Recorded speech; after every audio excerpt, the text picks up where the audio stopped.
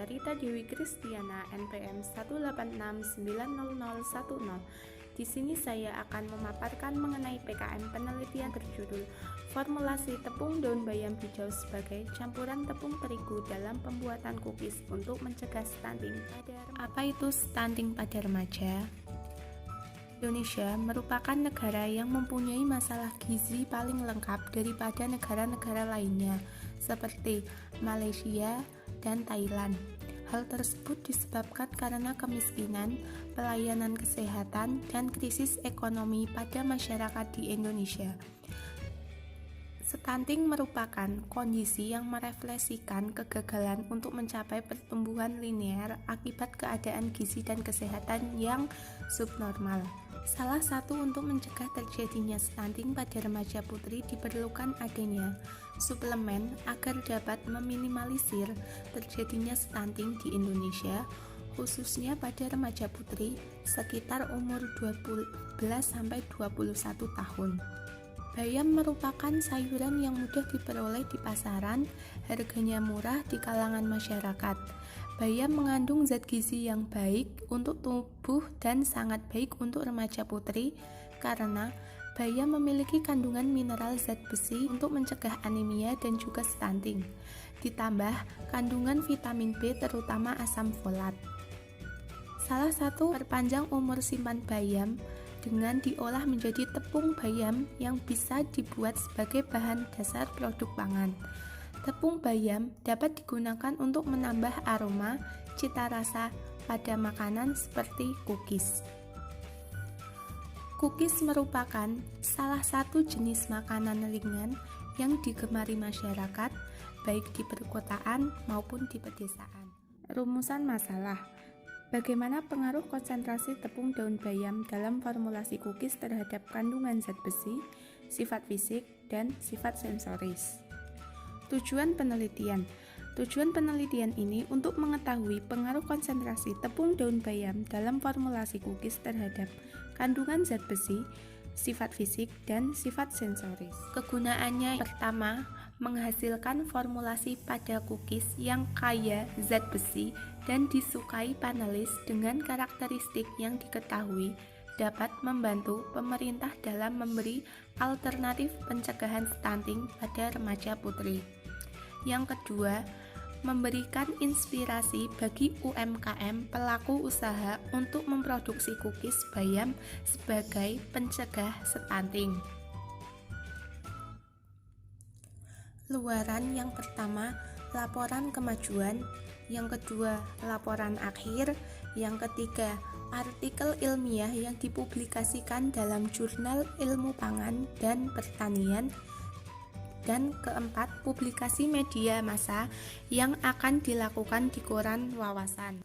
Metode penelitian, waktu dan tempat. Penelitian ini akan dilaksanakan selama 5 bulan. Tempat untuk penelitian adalah di Laboratorium Rekayasa Pengolahan Pangan dan Laboratorium Kimia dan Biokimia Pangan Universitas PGRI Semarang dan Laboratorium Terpadu Universitas Diponegoro Semarang. Bahan dan alat. Bahan utama adalah daun bayam hijau yang diperoleh dari petani yang ada di daerah Batang, Kabupaten Batang, Jawa Tengah. Bagian yang diambil yaitu bagian daunnya yang berwarna hijau. Untuk bahan pembuatan cookies, yang pertama tepung terigu, telur, bahan pengembangnya itu margarin, butter, shortening, gula, garam, baking powder atau soda, kemudian aquades, vanili, susu skim, dan air. Untuk bahan kimianya, analisis zat besi yaitu HNO3 dan HClO4. Alat yang digunakan pada pembuatan tepung daun bayam dengan pemblastiran dan pengeringan adalah pisau, blender, baskom, plastik, kain saring, panci, pengaduk, timbangan digital, sendok, kompor, ayakan. Sedangkan alat pembuat cookies terdiri dari mixer, oven, loyang, pisau, baskom, kuas kue, dan plastik. Sedangkan untuk mengetahui analisis kandungan zat besi digunakan alat spektrofotometer serapan atom. Metode penelitian. Penelitian ini menggunakan metode pengeringan kabinet drying dan menggunakan oven. Pada pembuatan tepung daun bayam hijau dilakukan dengan pengeringan kabinet drying, sedangkan pada pembuatan cookies dengan campuran tepung daun bayam dilakukan dengan pengovenan. Rancangan penelitian. Penelitian ini dilakukan menggunakan rancangan acak lengkap yang terdiri dari 3 perlakuan dan masing-masing diulang 2 kali, sehingga diperoleh 6 unit percobaan yang merupakan kombinasi yang berbeda antara konsentrasi tepung terigu dan konsentrasi tepung daun bayam hijau pada penambahan cookies dengan perbandingan P0 55% tepung terigu banding 45% tepung daun bayam hijau. P1 65% tepung terigu banding 35% tepung daun bayam hijau. P3 75% tepung terigu banding 25% tepung daun bayam hijau. Untuk pembuatan tepung daun bayam hijau yang pertama, siapkan bahan, kemudian sortasi daun bayam. Setelah itu bersihkan dan tiriskan, kemudian daun bayam dicacah menggunakan pisau. Setelah itu blanching dengan suhu 90 derajat Celcius selama 60 detik. Selanjutnya dilakukan pengeringan menggunakan kabinet drying dengan suhu 70 derajat Celcius selama 2 jam.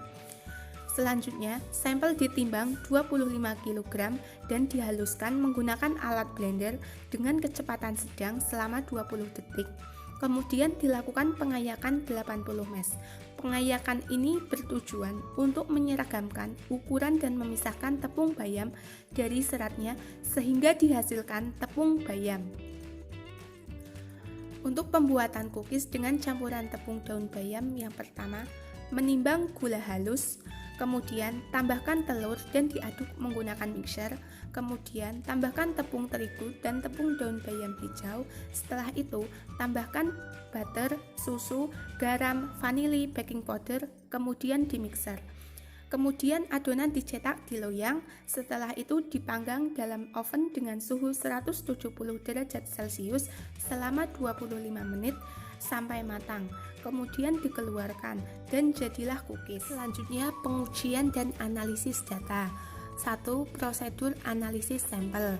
Analisis zat besi. Zat besi cookies yang dicampur dengan tepung daun bayam hijau dianalisis menggunakan spektrofotometer serapan atom atau SSA. Sampel dihaluskan, kemudian diambil sebanyak 5 gram, dimasukkan pada wadah yang sudah disiapkan. Tambahkan 20 ml HNO3 dan 10 ml HClO4. Didestruksi menggunakan pemanas hingga mendekati kering, kemudian tambahkan 30 ml Aquades. Yang kedua, analisis fisikokimia. Menghitung total rendemen tepung daun bayam hijau dari perbandingan antara berat tepung kering dan daun bayam hijau yang dihasilkan dengan berat bahan segar atau daun bayam yang dicuci bersih. Yang ketiga, kadar abu. Kadar abu merupakan parameter untuk menunjukkan nilai kandungan bahan anorganik atau mineral yang ada di dalam suatu bahan atau produk.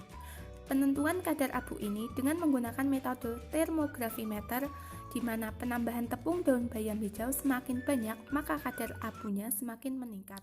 Yang kedua, uji organoleptik dengan metode hedonik. Menggunakan panelis dan analisis yang akan dilakukan adalah dengan menguji produk cookies dengan parameter yang diuji meliputi warna, rasa, aroma, dan tekstur. Yang ketiga, analisis data. Dianalisis menggunakan analisa sidik ragam atau ANOVA apabila perlakuan yang diberikan menunjukkan pengaruh nyata terhadap parameter yang diuji. maka dilakukan uji lanjut BNT atau beda nyata terkecil atau yang lebih dikenal sebagai uji LSD atau Least Significance Difference. Untuk anggaran biayanya, jenis pengeluaran pada peralatan penunjang biayanya Rp5.887.000. Untuk bahan habis pakai yaitu Rp2.207.000. Untuk perjalanan Rp660.000. Untuk lain-lainnya Rp2.830.000. Jadi totalnya Rp11.584.000. Jadwal kegiatan. Jenis kegiatan yang pertama, persiapan alat dan bahan dan perizinan laboratorium dilakukan pada bulan pertama minggu ke-1 dan minggu kedua. Untuk preparasi sampel dan formulasi dilakukan pada bulan pertama minggu ketiga dan minggu keempat. Untuk pembuatan tepung daun bayam dan pembuatan cookies dengan campuran tepung daun bayam dilakukan pada bulan kedua minggu pertama sampai minggu keempat.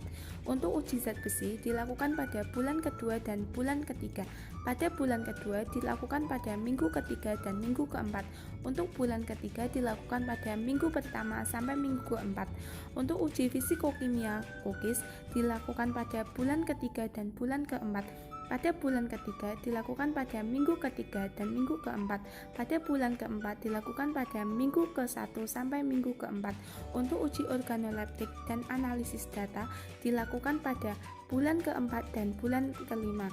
Pada bulan keempat dilakukan pada minggu pertama sampai minggu keempat. Pada bulan kelima dilakukan pada minggu pertama dan minggu kedua.